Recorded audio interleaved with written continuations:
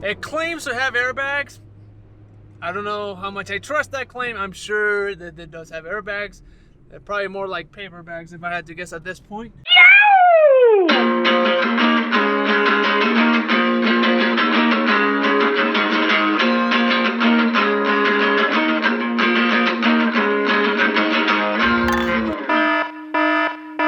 I'm on vacation.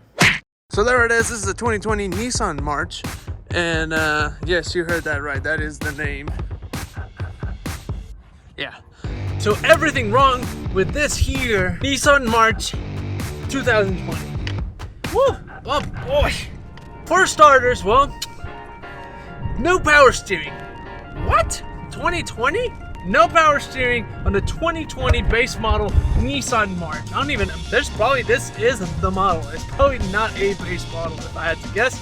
Comes stick, manual transmission, which hey, it's not an outdated thing, but on a rental vehicle, that does seem kind of odd, for sure. Here's the other thing, alright? At least it has AC and heat. It has that going for it. It claims to have airbags. I don't know how much I trust that claim. I'm sure that it does have airbags.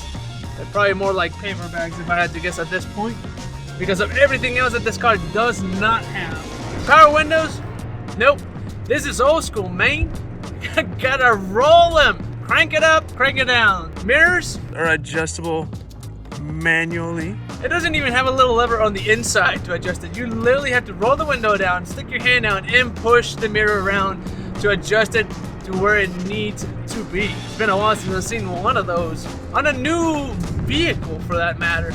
The next thing on the list, well, it has no USB plugs anywhere in this vehicle. Nothing to charge it. There's a cigarette lighter type power thing, but no USB on a 2020. No USB connections. The stereo has a plug for an auxiliary, but it's more of like, you know, the audio jack, the 3.5, whatever.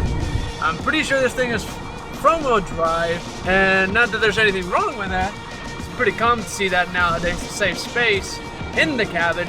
This thing is a complete dog when it comes to acceleration. The RPM gauge goes all the way to 6,500. I don't dare go that high because, again, it's a rental and this thing is cheap all around, so I have no idea what the tolerance of the engine is gonna be. So not trying that. I will say on the highway, smooth if you're going in a straight line. If you're going around a corner at a higher rate of speed, very sketchy. It makes you pucker up. I mean, it's a ride for sure. Suspension on this thing, more for comfort to make up for everything else that this thing does not have. Now, with that said, it has a 5-speed transmission, and in combination with that motor, about 120 kilometers an hour, this thing is screaming. Why would you do that to a car that's this cheaply built? Nissan is not known for that kind of quality. At least they say they're going to change that. We shall see. And but this one particularly, I can guarantee you, is the build quality is cheap. I'm sure this is very not safe to drive, especially if you live like a place like Monterrey, Mexico, because the traffic is insane. Gotta put your head on the slow, man, because it is, whoosh, you get crunched. I really hope I don't get rear-ended, because that will be the end of me. I'm serious. The interior itself looks pretty tidy, pretty simple, pretty clean, but very, very cheap.